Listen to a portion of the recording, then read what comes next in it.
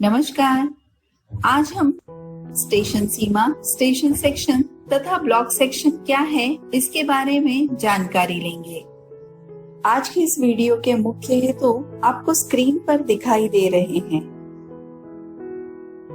3 station तथा IBS व्यवस्था screen पर आपको दिखाई दे रही है, जिनमें डाउन दिशा में सर्वप्रथम भीमा स्टेशन है, जो कि एक सी क्लास स्टेशन है। इसके बाद कोयना स्टेशन है, जो एक बी क्लास स्टेशन है।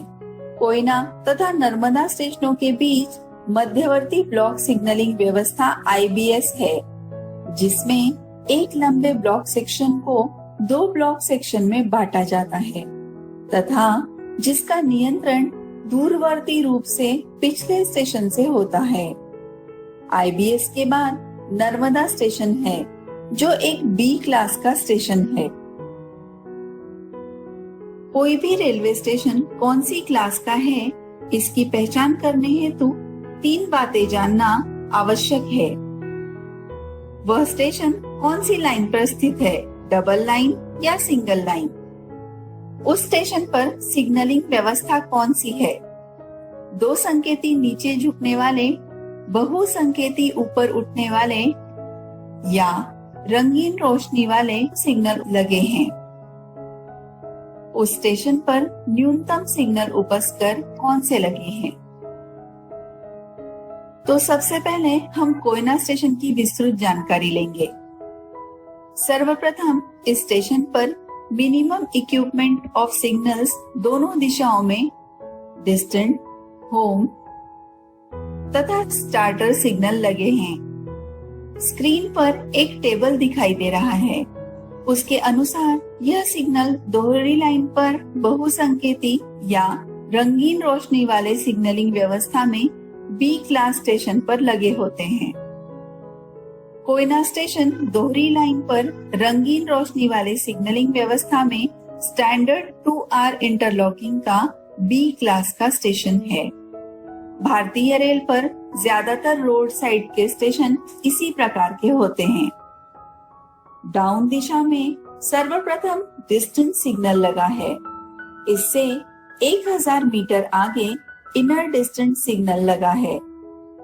जहां पर 2 डिस्टेंस सिग्नल लगाए जाते हैं, वहां पर सबसे पहला सिग्नल डिस्टेंस सिग्नल कहलाता है, जिसकी पहचान के लिए इसके खंभे पर काली पीली पट्टियां होती हैं तथा सफेद गोल चक्री पर काली स्याही से पी लिखा होता है। इनर डिस्टेंस से 1000 मीटर आगे home signal with route indicator लगे हैं, जिसमें 5 बल्ब लगे होते हैं। होम सिग्नल से 180 मीटर की दूरी पर बाह्यतम सम्मुख काटा है। इसे बाह्यतम इसलिए कहा जाता है क्योंकि इसके आगे भी सम्मुख काटा है, जो लूप लाइन के लिए है। यह काटा सबसे बाहर होने से इसे बाह्यतम या आउटर मोस्ट कहा जाता है। होम सिग्नल से 180 मीटर की दूरी पर ब्लॉक सेक्शन तथा स्टेशन सेक्शन डिमार्केशन करने हेतु फेसिंग पॉइंट लगाया जाता है। अगर फेसिंग पॉइंट नहीं होता है, तब बीएसएलबी बोर्ड लगाया जाता है। इसके आगे दोनों दिशाओं में अप तथा डाउन लाइन को मिलाने वाले इमरजेंसी क्रॉसओवर लगे हैं।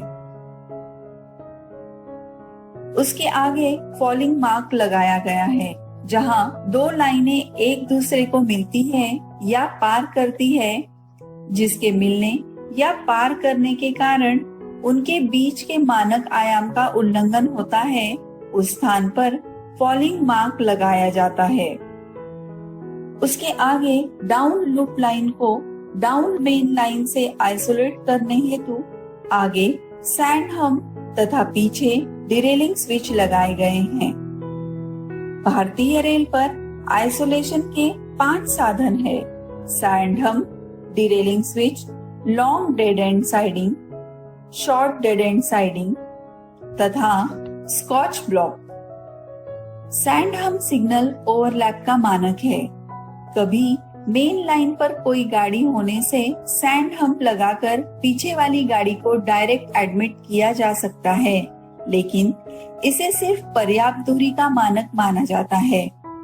सैंड हम्प में कोई शंटिंग कार्य या किसी डिब्बे को या बोगी को डिटैच करके रखा नहीं जाता।